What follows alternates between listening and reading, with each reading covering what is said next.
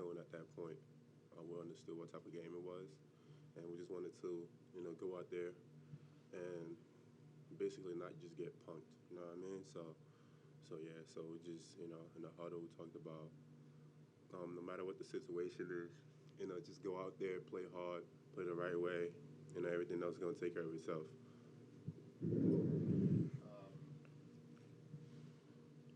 There were obviously a late night for you guys getting in. Can you explain why you weren't playing the right, or what went into not having that sort of urgency to start the game until that happened? I mean, a lot could have went into it, Yeah. late night, fly in. The guys went to bed really.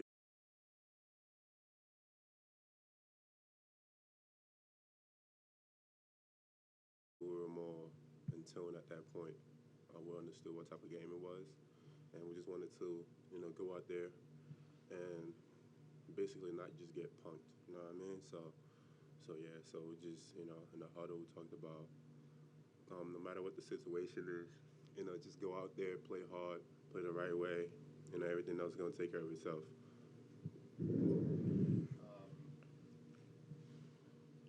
There were obviously a late night for you guys getting in. Can you explain why you weren't playing the right, or what went into not having that sort of urgency to start the game until that happened? I mean, a lot could have went into it, Yeah. late night, fly in. The guys went to bed really early this morning. I'm sure a lot of guys going to sleep. Quick turnaround, come in. There's a lot of factors that you could, say affected that. But like you said, then when that happened, that kind of like, made us understand, like, hey, this is how the game is going. And we had to, play the way that we started playing. Is the next step for you guys as a group to, not need that to happen? Yeah, I think as a group we have to come out with the same sense of urgency every game, especially to start the third or the second half, and come out with that same sense of urgency. I think would be good, just overall. Did you say anything to Christian, either in the immediate aftermath or in the locker room there, about the situation? I mean, I'm all for it. I don't believe in people just standing over you like that. I think it's a form of disrespect. And I don't, the way I grew up, like, I don't tolerate any form of disrespect. And that was clearly disrespectful that he would, step over him while he was on the floor like that, just man to man, forget basketball. That's just, you a man, he's a man. You don't do that to someone else, no matter what the situation. If you do that, then you should expect, a reaction out of the next guy or something. The aggression in the game. It doesn't surprise you. I mean, you've experienced it. You've been here before, right? You know the Heat culture. You know the Raptors culture. Is it kind of this is kind of the way these games are kind of play out? Yeah, I mean, if you look back at, I could only tell you back from when I played here. Yeah. Whenever we, when I was here, we played the Raptors, and then when I first, last year we played the Heat. Go back, look at those games. They always came down to the wire.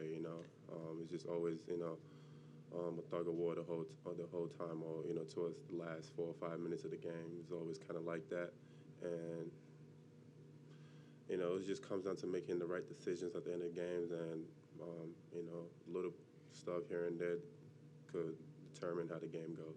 You talk about this or that incident as kind of a wake-up call. Does it feel like maybe something good can come out of this for you guys? Absolutely. Next time, we play them, quick turnaround again Monday. Now we coming in. Everyone knows what it's going to take. I think guys are going to be a lot more locked in, come in with, a different type of focus, because we're trying to obviously win the game and, just trying to get one, on the road. And again, especially against a team like this, like you said, it's always a, close game whenever we play. Always comes down to the wire or tug of war, whatever. So Monday we're going to come in, play with a very succinct, sense of urgency, and do what we got to do. Precious, Nick was saying, I think after the last game, he needed to get you laying the ball in motion, get you going downhill a little bit. You had your best game of the season, probably, at least by the box scores this year, or so far this year. Did you feel a little bit more comfortable? Yeah, I mean, it's only game 3. Yeah. You can't really say this is how it's been. This is, it's just as the season goes on, the more games we play, the more comfortable guys get. The more in rhythm guys, get. And it's a long season. It's a lot of games, and it's just gonna take. It's just about getting in rhythm. And I mean, I think bench had 32 points, I guess today. More than they've had, I think, the first two games combined. Do you think that's something that there's more to give from that group? Yeah, I think we have a really talented bench. Right now we're missing Chris Boucher and Otto as well. I think when those guys come back, it's gonna be a lot of depth coming off the bench, and I think we're gonna be good. Do you guys ever intend on having a normal game against Miami?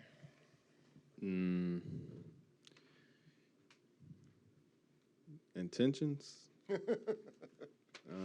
mean, listen, they very similar, right? Very similar identities and just the approach to the game. So I think every game we play is like just mayhem one way or another. Even when it feels normal, at some point in the game is mayhem. And, we certainly had that tonight in the third quarter. There's a laundry list of reasons you guys might have come out like you came out. Obviously, this is a group trying to take the next step. Is it disappointing and that you guys needed that Coloco incident to get to that level of urgency? Every loss is disappointing, but you got to look at the positives. Understand it's a 48-minute game, and there's going to be highs and lows, and our low was just way too low in the second quarter. But after that, we were pretty good, and you take it and you build and you learn. You would like I talked about last night, you would like that process to happen a little faster, and you would like to learn your lesson through winning and to do it right every time. But that's not the reality of the situation, and some lessons you have to learn through experience, and we're seeing that. So, again, we're probably a couple shots away tonight. A better second quarter, but there were some bright spots.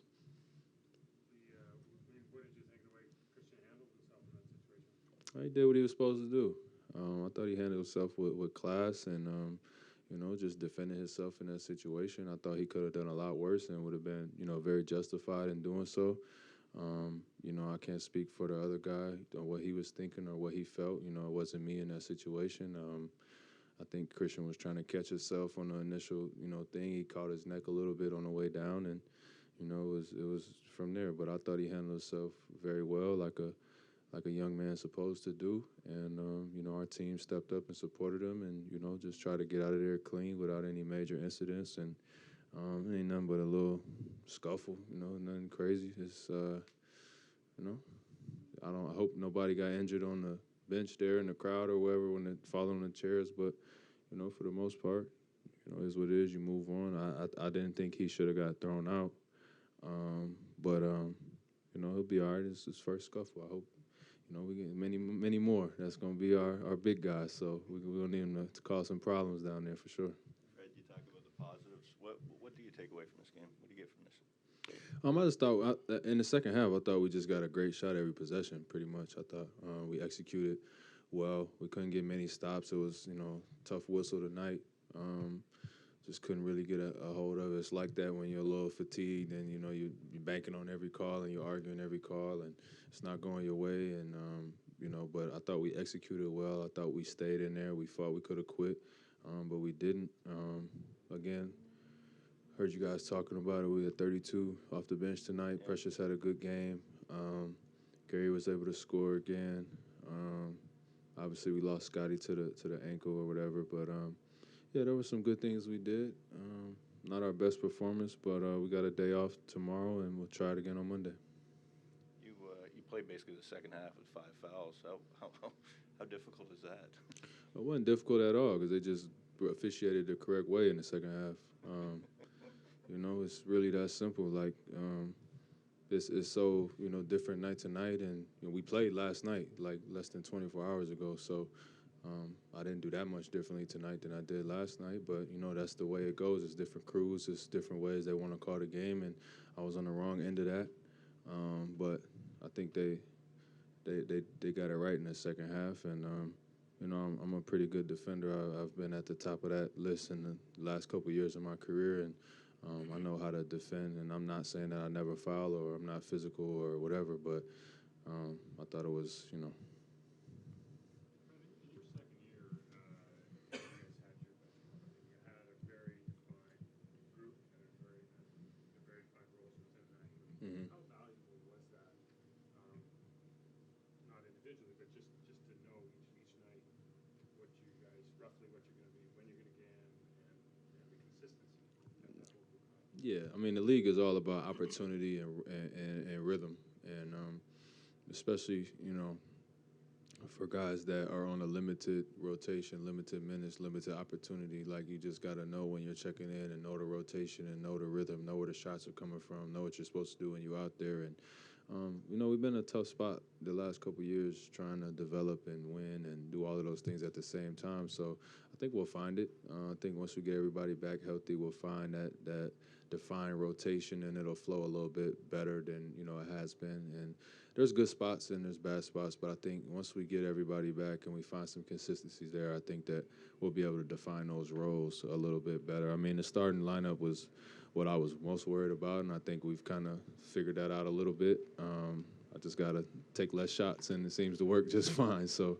I'm not having an issue with just being a distributor and helping those guys, you know, get the shots that they want to get and just focus on defense. Rather eventful game, Nick. You sort of couldn't overcome a bad first 25 minutes and a good 23 to finish.